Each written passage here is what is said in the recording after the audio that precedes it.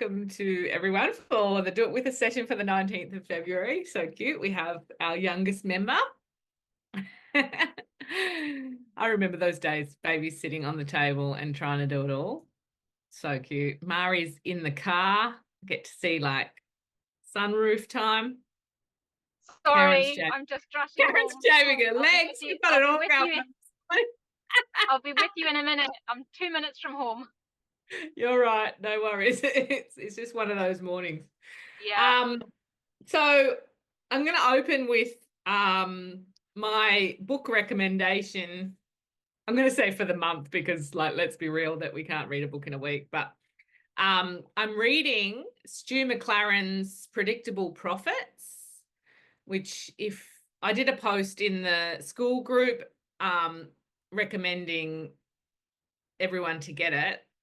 I have paid $2,000 to do his course, and practically everything that's in his course, and I base a lot of my training on, is actually condensed in this book. And so if you're building a membership, which I know everybody in this live environment definitely is, it is such a good read to just go back over and refine.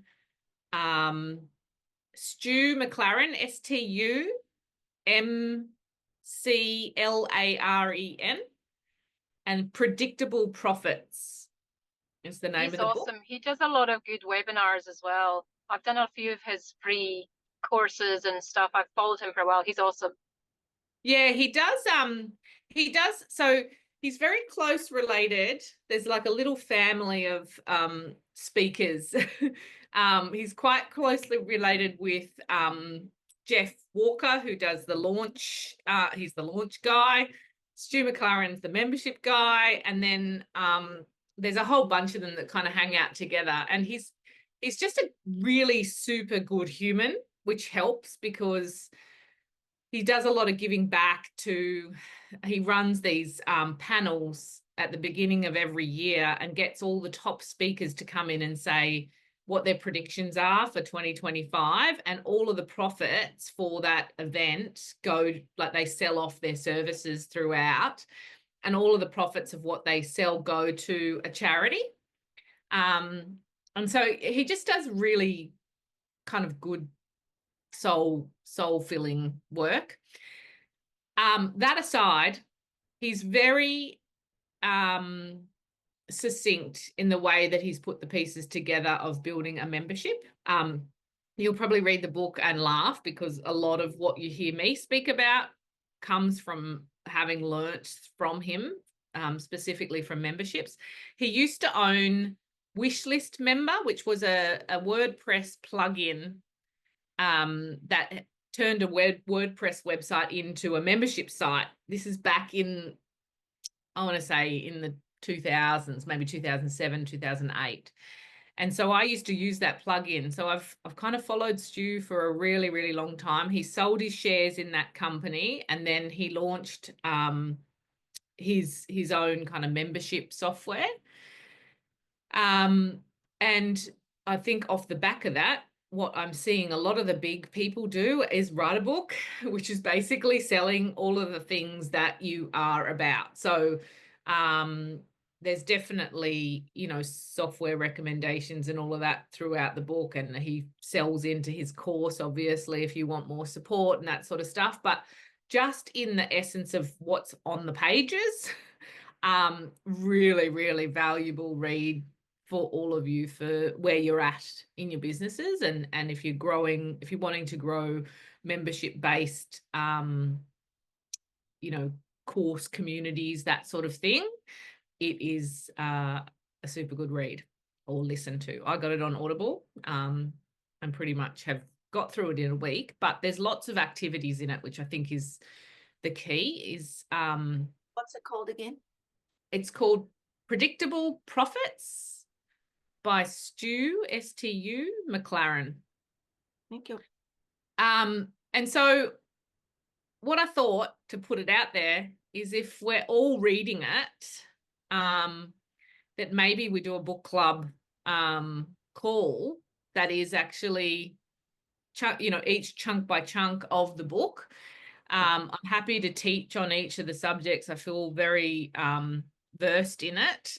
But I think more than just learning it, it's taking the learnings and implementing it. So as we go through each of the things is going, okay, well, let's hold each other accountable for doing each of the activities. I'm in the process of, I've taken a lot of activities that he talks about and create my own kind of version of that in Canva. So at the end, you end up with like a big mind map, which isn't for everybody, and it's not everyone's mode of working. But I think if we can work in a way where we can build small activities on top of each other, then I think it really helps to clarify our message and the way in which we're showing up and the way in which we're presenting ourselves to people. So if anyone who is interested in that, maybe just drop me a, yeah, hey, I'm keen for that. I don't know whether we do it within this call or we do an extra call. But I think I would like to do it as like a really short, succinct, maybe a 30-minute, if that call, where we just hone in on each of the activities. The first activity is your messaging map. So I'd probably suggest that you all may need a little moment to read to that point and do that activity. But maybe if I book a call for next week, we can all come. I think most of you have kind of grappled with the messaging map, or getting your clear verbiage that you use to present, I suppose, to the world, to kind of show them. The concept is very similar to what you would have heard me speak about before, where you look at meeting them where they are in their pain and their feelings of what's frustrating them, and showing them where you will take them, what transformation you will give them by being in your community, by doing your course, by doing your thing. So a lot of you may just go, oh my God, I've done this 1,000 times, and it may be an annoying place to start. But I think if we all start at the beginning and just refresh that, make sure that we've got that really honed in, then when we move to the success path, which I think is a really great exercise that I know Mari has done it, but when we saw each other last, I know you flagged it as something you need to refresh. 100%. I need to do an overhaul. Yeah, and I need to do an overhaul too. I think it's, as he says in the book, like it's a work in progress. So after the messaging map, we move into a success path, which basically is 5 or 6 steps that your clients take whilst they're in your community. And we have milestones that they meet, so it's really clear what those milestones are, and also what the actions are if they're stuck at a milestone, what they need to do to go to the next milestone. And I've got templates in Canva for all of that, which I'm happy to share as well, so that you're not having to create something, but you've got something to start with. So yeah, that's my proposal. Is a book club, for want of a better word. Yeah, good idea though. Yeah, because I feel like there's lots of you in the group at the moment that would really benefit from that structure of ticking off all of the things as you build your communities and really refine them to become good lead generation and conversion machines, and also kind of overcome a lot of the problems that memberships face in retention right at the beginning. So that being said, there was one question that Karen put into the community, which was, I did a fantastic exciting post that was about stats on your dashboard. You know your numbers is my slogan for anything. And I don't mean just your numbers as in your monetary numbers, but know your numbers as far as how many leads are you getting, how many people are clicking on your funnels, how many people are opting into your funnels, how many people are converting from those funnels into the next thing, if it is joining a group or doing the next thing, whatever that is, booking a call, just knowing all your numbers through that sequence. And then of course, how many sales you're getting and what sort of revenue you're doing. So the dashboard is a great little section of high level that has been quite limited till now in the sense of what it what it shows and what you could have in there. And just recently they've been launching some extra little apps that pull data. Obviously within your Our Lotto system you're collecting a lot of data whether you look at it or not, and so within that data you want to look at what numbers are the important numbers for you to see, to know, to have your finger on the pulse of your business. So I put a post in where Sean Clark, who was hilarious, he always coming at you. He's really like over the top when he presents himself on his weekly lives where he tells you all the new things that are coming out in the software. But every now and again, I'll capture one that I know will impact all of you. So I will share. I don't have an account that's got numbers in it unless one of you want to put your hands up to be the guinea pig. Otherwise I can just use a demo account. Karen or Joe? It's probably not as much in mine as there is in Joe's, but I don't mind. Oh, mine's pretty empty as well. So, but anyway, go for it. Whichever one you want. Have you done sales in yours, Karen? Oh, no. Okay. No. I might choose Joe's because I know Joe's got a couple of sales there that I saw. Okay. Let's see if I share whether the computer doesn't poop itself. Have you got a new computer? No. Oh, what did you do to make it all better today? I did do some culling, but I'm not 100% confident that, not 100% confident that it will love me sharing screen, but I will give it a go anyway. Okay.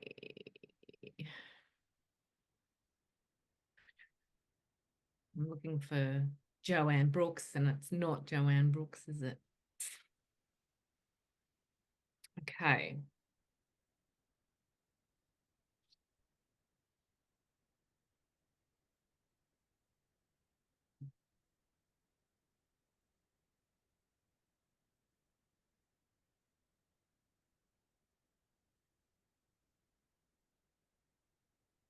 Okay, so where we're navigating to is the second one down, which is called dashboard.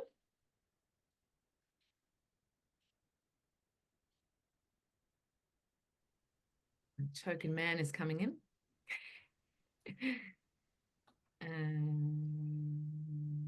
Is it slow to load everywhere? It's not normally this slow to load, but Zoom seems to do this to my computer.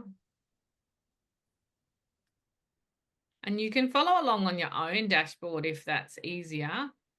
Sometimes it's hard to toggle between. Yeah, no, this is not, it's not normally this slow. Okay. Do you want me to share my screen and you tell me what to do? I don't know if that's going to make Well, any I can difference. do it. It's coming through now. Okay. If it gets bad, Joanne, I will hand the baton over. Okay, so basically what is preloaded on your dashboard is based on your opportunities. So if you have created a pipeline, it's got already some pipeline data that it's collecting. So it's basically saying, how many new opportunities have you put into your pipeline? How many of those are open? How many of those have won? Which means usually you have a conversion of 1 to someone who's purchased something from you. You have an opportunity in each of your opportunities to put a value of what that opportunity ultimately would be worth if you closed it. So that's your value, which looks fabulous there, Joe. It's amazing, isn't it? And yeah, and then this is your conversion rate. You know, we can't see anything. I can't see anything. It's just a black screen. Oh, you Yeah, can't? It's just a black loaded. screen. Nothing to see. Oh, It's really? not Yeah. loading. Completely black. All right. I don't know what's going on because I can see There it, is. but There you go. it's there. Oh, no, It it's gone flickers again. in and out. It goes black and then shows, black and then shows. That's showing now. Oh, no. Oh, You've I'm stopped going to sharing. stop sharing. You want to share yours, Joanne? I don't know what I can do about that. Please give me sharing. Oh no, there it is. Oh yeah, no, I can see it. Desktop 2. Okay. Share. And make you a co-host, Mari, too. Can you Just see? Try everything. oh, Can you see? okay. Yeah. Oh, Yep. Okay, cool. Okay, so ultimately, see at the top of the funnel one, which is on the second row, you've got different pipelines. So there's a drop down at the top. Yep. And you can choose the different pipelines that you have. Mhm. So you can change what data shows on this based Yeah. on the pipeline that you want to look at. It will Mhm. show you what stages people are at in your pipeline. If you have an onboarding pipeline, you can see what stages people are at in that. If you have a lead pipeline, it'll show you, where people are at along that journey. If you scroll down a bit further, this is where your tasks show up. And then there is some lead source data. So it will tell you where your leads are coming from. Yeah. What funnels that they may have clicked on to get into your pipeline. And if you just go right to the top, On top. Mhm. all the rest down the bottom there is Google and Google Stats, so you can link your Google Analytics. I've tried so many times and it just won't Yeah, bloody I haven't had any luck with it either, to be fine. honest. Anyway, oh, well, good. I'm glad. So on the top right-hand corner, Dots or dates? mine has a pencil. Ah, hang on. Let me just pull it over a little bit. No, I don't see a pencil. Should it be around here somewhere?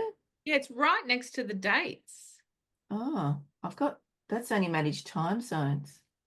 Is it because you're an agency, do you think? No, it shouldn't be. And I just logged in, I so have a pencil. you have a pencil. Where's the pen? The pencil. Everywhere, right there where your cursor is. Oh, super weird. Let me just refresh it just for the hell of it. That's weird. It is a new feature that they've just brought out, so it may be just Maybe they're still pushing it out. There's Right. definitely no pencil. Time zones only under those 3 dots as well. So it's what you got, Scott, as well. Yeah. Super Okay. interesting. There may I be don't have the pencil either, by the way. But Karen there does. may so be it's- an option that we can do to switch it on. Mhm. Well, that's not going to make for Because I'm assuming the pencil is then you can customize it to exactly what you want to see. correct. So As its fault. basically, Yeah. the options that you can bring in are then all your sales data now. So do you want to maybe share your screen, Kylie? I'll stop sharing. Hey, Scott. Hi, I went live last night. All right, can you see that? Yeah. So where it says add widget. Yeah, I just clicked on it. So yeah, I just clicked on it. That's where the pencil is. Yep. Right. Fantastic. So this is all the data then you can bring in, and you get to choose how you bring it in, like whether it's a pie chart or a graph or a bar chart, and you get to choose what data. So if you scroll down a little bit further, it's just off the screen, payments. This is, I think, important information for us to know, which would be like your total revenue, and you can map it across from last month's revenue versus this month's revenue. So if you click on, Sorry, I'm on my laptop. And when you go from computer to laptop, it's hard to navigate. oh, can you scroll down on the right-hand side there? Yeah, hang on. So we got payments. Yeah. Yeah, So click on that total revenue. 0. Yep. And then you choose whether you want it to be a number or whether you want it to be a pie chart or a graph just at the top of the screen there. Yeah. And then you can do comparison data and things like that. So you can create a daily, weekly, monthly, that sort of thing.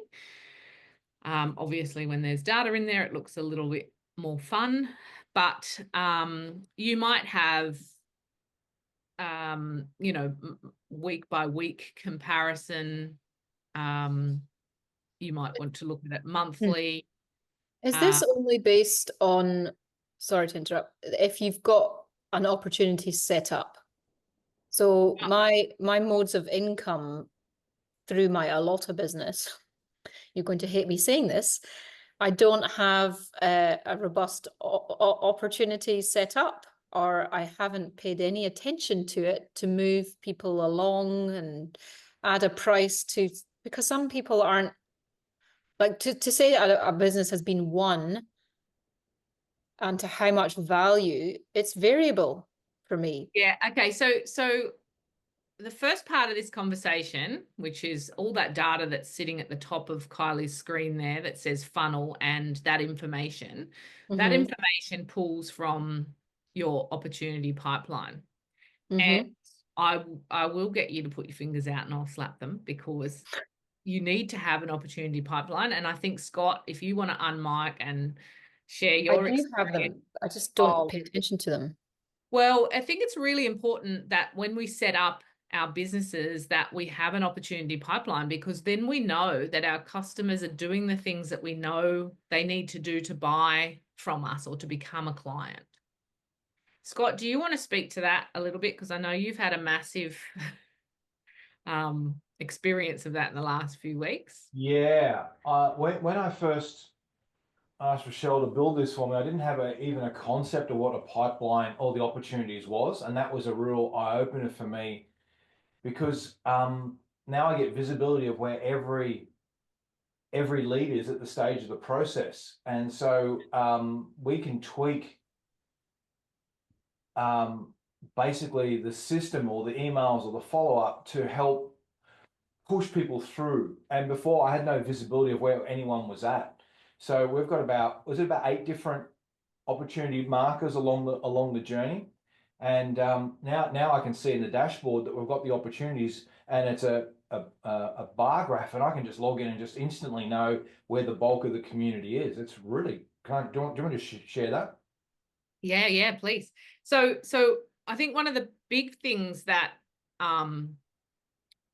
especially in the pre-sale stages of nurturing our clients, is knowing where people are getting stuck, where people are getting value, where people are not converting, or maybe they're not even getting access to whatever you think they should have access to. So it's awesome to have great automated systems, but we need to make sure that it's received on the other end and people are doing jumping through the hoops that we know they need to jump through to get to buy from us. So I think to quickly answer your question, Mari, is those charts that we were just looking at are not based on the opportunity. Like the data that's on the screen that you can see right now for Scott's business, that is based on the opportunity pipeline. But So if you haven't put anybody into the pipeline, then or it you've won't just- have any data. correct, and that's where I'm stuck, because Yeah. I have pipelines. I just haven't gotten around to making sure the right people are in it, and that could be a mistake of I haven't added it to a new automation. Anyway, I've got all sorts of excuses as to why that's happened, but if my dashboard is not reflecting actual true sales, it's because I haven't put that person into the opportunity pipeline. Is that right? So no, that's not right. So the new data that you can now put on your dashboard can be bypass the opportunities. Don't use that part of the software, but I just want to see the sales data. I want to see how Okay. many sales I've done each week, or what my monthly reoccurring revenue is month by month in a bar chart or in a a graph. Mm-hmm. So one of the KPI measurements or dashboard measurements is pipelines, because we all should be measuring where our clients are on the customer journey. However, now they've launched that you can also have your sales data, which is just new. So you may find that on your dashboard right now, all you have is opportunity data, and that data is not valid. Like, it's not reflecting Correct. anything that's of use for you to look at. But if you look at Scott's, he has a lot of valuable data now, and he can see as people are coming through the pipeline where they are at and how many are at each stage, by percentage, by... So Scott, do you just want to run through like what some of the markers are that we measure for your clients? Yeah, sure. And I actually really like this page, even probably better than the opportunities page, where we've got each of their individual clients, right? This is where everyone Yeah. gets moved through. But I'm loving this dashboard page, so I didn't know that was there. So thanks for that. So what we did is we had a marker for when someone opted in to watch the webinar funnel. So that's an email opt-in. Then we've got another marker to say if they've watched more than 5%, then they've onto that opportunity. And what I didn't understand was opportunity is basically just like a flag about where someone's at in the cycle. And that was just understanding the terminology of what an opportunity was. Then we have when they've joined the community, they get flagged. And then when they start a course in the community, then there's another opportunity marker. When they've finished a course 3, which is the foundational course, then there's another marker. Then we have another marker when they actually submit some information that allows them to move on in the funnel in the courses, and flag for when that's been confirmed. And then when they complete those courses, and then they go into another funnels to get my access to my webinar software. So So that is a purchase point at that opt into the BAMS webinar. Yes, That are being sold into a monthly membership. that's actually my first and only sale in this pipeline. The product sales happen offsite, which Rochelle's done an amazing job with tricking the system into thinking there's a sale, which is absolutely brilliant, because it allowed us to do a lot of things with the affiliate marketing. But then what I want to track is actually the BAMS webinar, and then join BAMS, which is the marketing system. So that's important that we can find out where, just by looking at this, if people are stalling at a particular place, if they're having trouble joining the community, or they're starting the courses and not completing them, then we can put in some extra automation to send out some emails or something like that to remind them, hey, you haven't finished your course yet. This is what you're missing out on, etc. So it's really cool. Yeah, I Yeah, think it's actually easier I find it easier to read off that as well than the opportunity pipeline page. well, the opportunity pipeline page now also you can change to a list. Pretty Just colors. yeah. Ooh, says top. coming soon for me, so maybe that feature hasn't rolled out yet. No, it's so on the top next to the import button. Ah, yep, Yeah. sorry. Put Gotcha. it into a list like so, and you can sort that then by tags or by data or stages, and just see the data in different ways. So I think what's good about your opportunity pipeline, and I've probably been reminded of this myself, you know, like I'm refining the join the group and refining everything. I'm about to launch my own community on High Level, move everyone from school. So what is really good about the process of managing your leads in a pipeline is that if you send out communication, you can have an automation based on what that person does or does not do. So if they do the thing that you ask them to do in that communication, like press a button, a trigger link, you can have an action to move them along your pipeline automatically. So it's not all about you getting in there and manually doing things. It's about setting up in your automations when somebody does the thing that they need to do, like opting into a funnel, they automatically go into the pipeline, and then they're monitored and moved along that pipeline or that customer journey until they get to the sale. One of the other things that we built into Scott's, which I think is really handy, is there's a manual check that needs to happen. And so we just, once the manual check is done, a human comes in and moves the opportunity from one step to the next step. And that triggers a tag to be added. And that tag added then does a whole bunch of things in the back of the system, which is, once again, another like a reverse way of, well, a manual move in your pipeline can trigger automations and emails to be sent or information to be updated or courses to be unlocked and access to courses. chats Yeah. to be opened up in the community and a whole lot of things, which is really cool. Yeah. Mm. Yeah.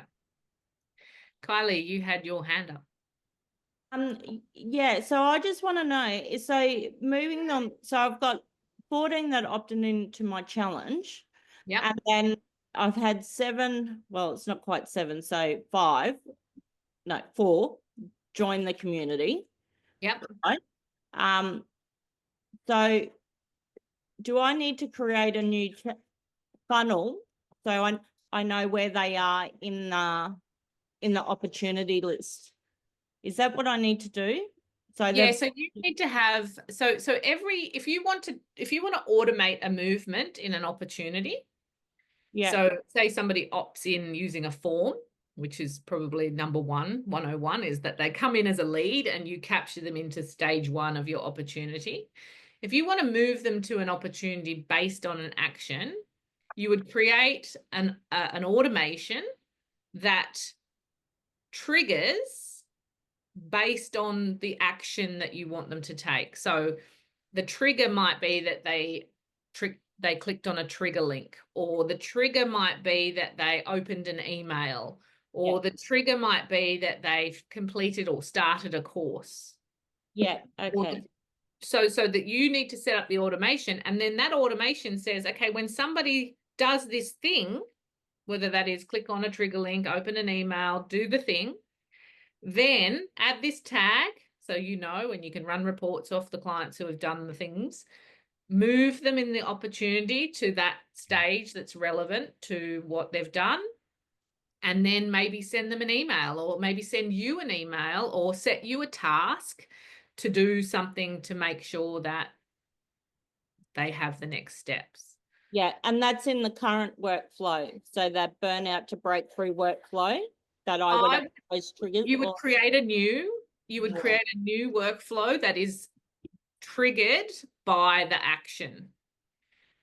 So yeah, Scott's got quite a few workflows that happen, and because you want, if an action is the thing that's going to trigger them to move, you need that at the top of the workflow. That needs to be the thing that triggers. Yeah.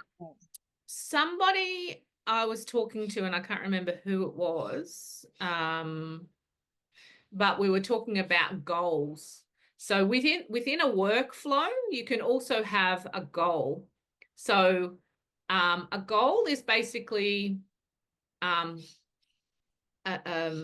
automation piece that says, wait here until this goal is met. And this goal might be that a tag is added, right? Or it might be that they've completed a course, or it might be that they do a specific thing and you want to wait there in the pipeline. So you can do multiple things within one pipeline, but sometimes it won't be, it will need to be triggered by the beginning of a workflow. Okay. We are getting quite complex in this We conversation. are, but I do like Scott's set up, how he's got, where they've opted in. So like I've personally sent emails to every single person that opted into the challenge to join the community, but they still haven't. And I know that, I'm still trying to play catch up and it wasn't the best start, but yeah, it's just now trying to get them to get those ones that opted in. Yeah. To join, and then to get those ones that are already in the community to start doing the work, or to complete the module that you've set them. So I'll give you another good example. Some of you know, I have just joined an affiliate marketing thing, and I did a post on my Facebook. Never had so many responses in my life. I was like, holy shit. So I got like 60 people reply on this post. And so what I did was I put all of those people into a pipeline stage that was commented on post. And then as I did the thing, which was to invite them into a Facebook group, I moved them along saying that they were in the Facebook group that I'd invited them to. And so I'm manually just moving those leads to, okay, well, 60 people commented and said they wanted info. I've invited them all 60 of them, to a Facebook group. 15 of those are in the Facebook group. And so it's quite manual because I don't own the Facebook group and it's someone else's, but I'm still monitoring those leads and knowing if you do a post on socials, you want to know all the people that are your leads or your interests. Maybe if you've done, reach out on Messenger, or you've done reach out, just through conversations that you're having, you keep a track of all those people that you've had conversations with, and then you can follow up and say, did you make it into that Facebook group? Did you click on the link I gave you? How can I help you further? And so your lead magnets are definitely the first point of call, but you might have, 40 people if you brainstormed of who might be interested in downloading your freebie. So you could put those in a pipeline stage, and as you send each of them an email to download your freebie, or if you send one email out to all of them in one go to download your freebie, you can see who actually downloaded it, who is left off that list that hasn't taken action. And you may want to just do a little nudge or a follow-up, or, a reach out to see where they're at. I hope that makes sense. But I think managing leads, like that's kind of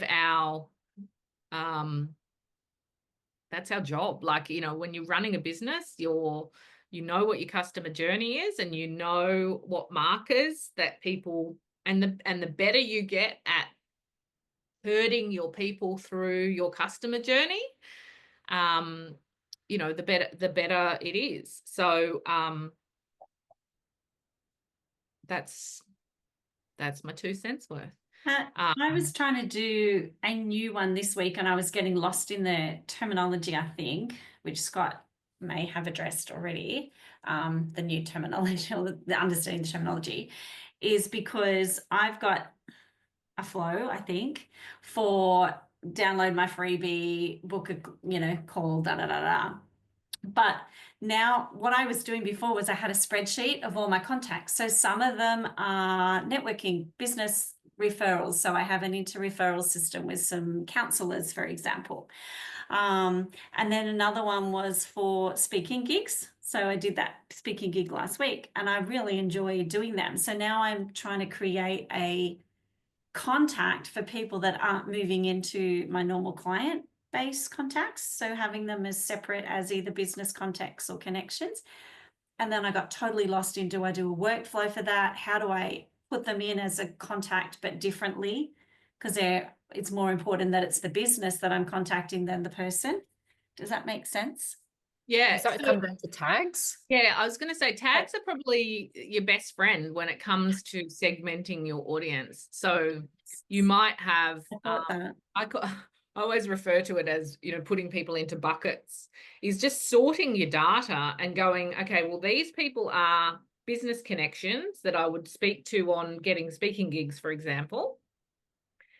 These people are people that are naturopath clients and I would see one-on-one, and then these people are my affiliates and they're like my promoters. And so you might handle each of them and send them different information. Okay. So you could Tag, a tags. pipeline for each of those where you have, a stage in which, say, for example, the business clients where you could get speaking gigs is you could put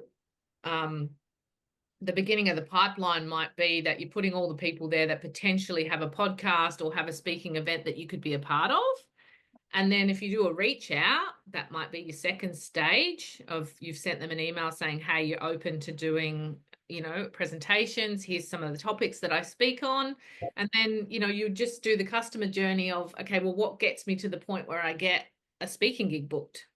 And is it a pipeline or a workflow? So a pipeline is the stages in which your customer journey is for that particular thing. So it's each of the steps that somebody needs to go through.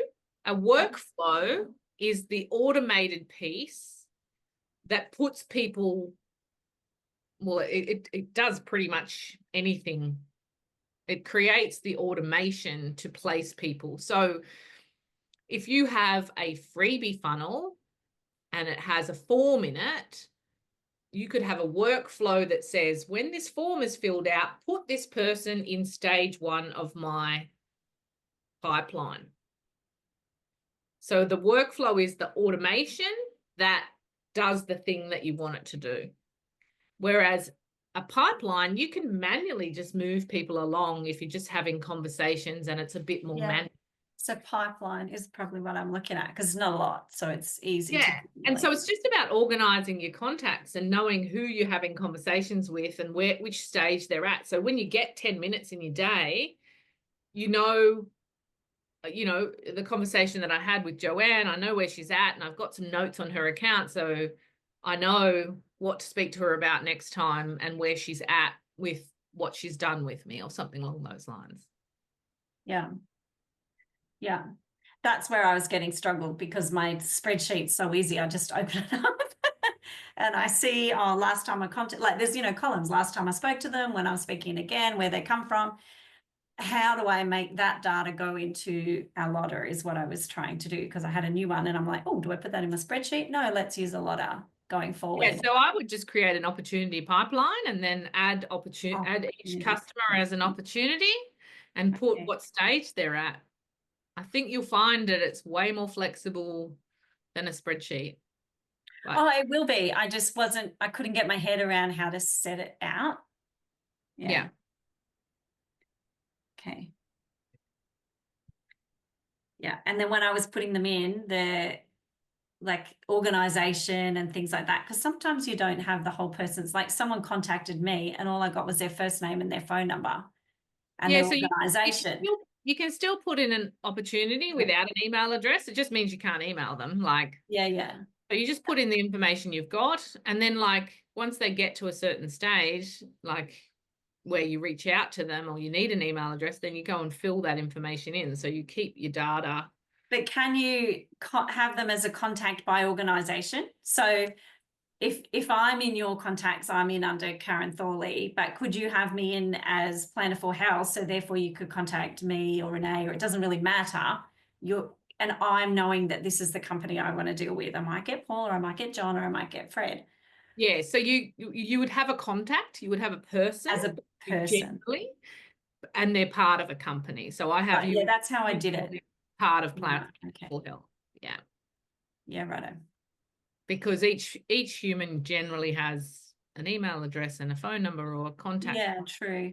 And it may be that you're messaging them on Messenger and you don't have contacts in that sense. Yeah. that you just have a name and you just look them up on your messenger and you message that way, or you look them up on Instagram and you message that way.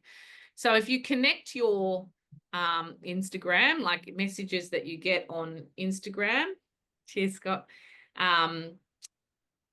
messages that you get on Instagram will automatically sync into Yeah, I noticed that. Yeah. so then they will automatically be added as a contact, and if you've got them in as another contact, you may need to merge them. So keeping your data clean and clear. I'm trying. Yeah. Yeah, like it's just part of managing a database, I think. Yeah. Like, I noticed I've got to go through and merge, because people who are already in my contacts will then have downloaded new ebooks, and then they've been duplicated. It's like, how did that happen? well, they'll only get duplicated if they have a separate email address. Oh, right. Oh, So that's it interesting. won't put Double two check. people in with the same email address. So Okay, that's for the I'll double check. unique data. It shouldn't allow multiple contacts. But yeah. And I think you asked a question this morning, which may be relevant to everybody in regards to if you're wanting to refer clients, what is the best way? I am working on a half-an-hour webinar, which is basically my top tips to getting your business set up using a system, which I'll have in a webinar funnel, which I will give to all of you to use if that's of value to your clients. I've also offered anyone who has a community and wants me to come in and speak systems and speak about all of the stuff that we talk about in here of the benefits of having a customer managed database, that sort of stuff. If that's of value to your community, then, you know, I've put my hand up to do that. And Mari asked me, did I have a walkthrough? I definitely do. In a few weeks' time, once we have the community, I think the best way for people to get access to what we do is to join the free community. But until then, I have a Loom that is a walkthrough of the features and benefits. I'm just super mindful that generally sends people into overwhelm because they look at it and they're like, I don't even know how to use any of that stuff, and it's a bit hard. Whereas a proper conversation, I don't ever talk about the features and benefits of the software. I talk about their problems and how the software is a solution to overcoming problems. And that's what I was getting at when I was saying it becomes very formal if I suddenly send them a link to book an appointment with you. Whereas you're only going to have it. Yeah, see, Mari, you're only going to have a conversation about what their needs are and whether you can meet their needs and how that might work. But I'm saying, hey, click on this link and book an appointment. And it kind of, I don't know, for me. Yeah, I suppose in that link, I do state like the point of the call is it's not a sales call. It's just a discovery call. It's for me to understand more about what their needs are to see if help them.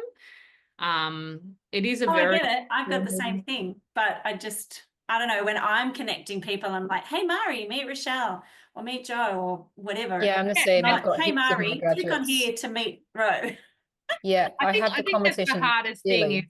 thing is doing that introduction in a comfortable way. And I think, you know, like I'm happy to reach out to people. It's probably just not. It's not the way that I normally do it because I have such a, You're busy. well, I just have, you know, things everywhere. And if it gets booked in, I'm in front of my computer, I'm there, I'm ready to show people. And, you know, I turn up for that time. But I'm also not afraid to pick up the phone and just call somebody like, hey, and introduce myself. But if, you know, if a messenger chat or an email chat is the easiest way, then I just need to find what's comfortable for each of you and work with that and provide you with whatever you need to feel like that's an easy transition. And I think if I'm speaking in your communities and they know me, they can reach out and jump on a call. But it's not you know, I'm not a pushy salesperson and I never will be. So, you know, you can kind of just introduce it as, hey, Rochelle loves to have a look at people's businesses and see how she can help. And the best way to get some time with her is this. But Well, I just did the email introduction in the end. yeah, so it's perfect. Hey, Joanne. Hello. Two things. If any of you use LinkedIn, there's a free Chrome extension that you can download for LinkedIn called My Most Trusted. And it's specific. I'm happy to give the link. I've been using for about 5-7 years. So it's a free extension that Rochelle and I connected on LinkedIn. Rochelle can go and look at my contacts first, second, third, and she can go, I would love to know Sally. So you can click on a button that sends a message to me to say, Joanne, can you do an introduction to Sally? This is the reason why. And so when I do that, which is really simple, it will create a joint conversation between all three of us in Messenger and send you an email. And so therefore it's a warm introduction to somebody that you think you need to know. So that could be a different way of connecting with people that you don't know. Equally, I can hop into Rochelle's list of people in LinkedIn and go, and I can tell this Chrome extension, I want to speak to people with this name in their title, or this is what they speak about, whatever. And it will tell me all those people that are in your contacts. It's very clever. And it starts for free. My Most Trusted. What's it called again? What's the extension? My Most Trusted. I'll pop a link in there for your Chrome extension. And then I've got a request that's completely outside of this, if you don't mind me asking all of you. I'm completing my MBA and I'm doing a research project on female entrepreneurs around coaching and networking. It takes you 10 minutes, if that, to do it. And I would love you to complete it for me. Okay. Actually, I seen that in because are you speaking at the women's lunch or something? Women's lunch? No. No. What are you Women's lunch? speaking at? I'm often on Women's Network Australia. I'm often doing stuff. I am doing a keynote speak for a summit. But let me just go grab the My Most Trusted. And the very cool thing about this thing, My Most Trusted, is you can use it for free. You can spend $10 a month and more, like anything. But there is a gazillion videos in YouTube of how to use it. But I've been using it for 7 years, so if you need to know how to use it. But if you feel your audience is in LinkedIn, or you would like to find some people in LinkedIn, it's an amazing resource to do that.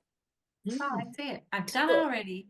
Don't know whether I don't know whether it's my audience. This is where I need to work out where my audience hang out. Yeah. But yeah, I think it's a great resource. It sounds awesome. I don't use it. It's amazing. It's amazing. Yeah, it's a good network. Yeah. Haven't tapped into LinkedIn. Yeah, me neither. There's just not enough hours in the flipping day. It's not. I agree. Yeah, I agree. It's my preferred place to go find customers. But if you want to follow somebody who does a bloody awesome job of it in LinkedIn, I'll just put these 2 links in here for you. Just follow them and learn when you have time. I get it. When you have time. So there's 2 people that I've been following for a long time. Both LinkedIn experts. Both very generous with what they share. And the second one has actually got an amazing book that I've had for years. Cost you $20, how to set up your profile. And she's also got one on how to set up your business page. By the book. Linaire is a New Zealander. Amy is an Aussie girl. Yeah, Linaire spoke at something I was at once, but I glazed over because Very clever. Don't do LinkedIn. Like I should, but I don't. Yeah, your audience is absolutely there, Rochelle. Oh, totally. Yeah. Okay, every time I go into LinkedIn, it asks me to verify, and I can't verify because my names don't match on my documentation. I hate all that's that stuff. Then you're like, what the flip's my password? I remember changing it. And I forgot to write it down. So the alternative is you create a new one, a new profile. I know, and then you just forget you did that. You don't have much of a profile. Just Yeah. create a new one. But anyway. Why can't I get you back? There we are. Oh, Linaire. Okay, cool. Thanks. Yeah, pleasure. Pleasure. Any other questions? Sorry, Joanne, why does it say when you click on Amy and Linaire in LinkedIn, you click on it, it takes you to LinkedIn, Yeah. So if it goes, Amy is untrusted by you. What is that? Have you already downloaded My Most Trusted?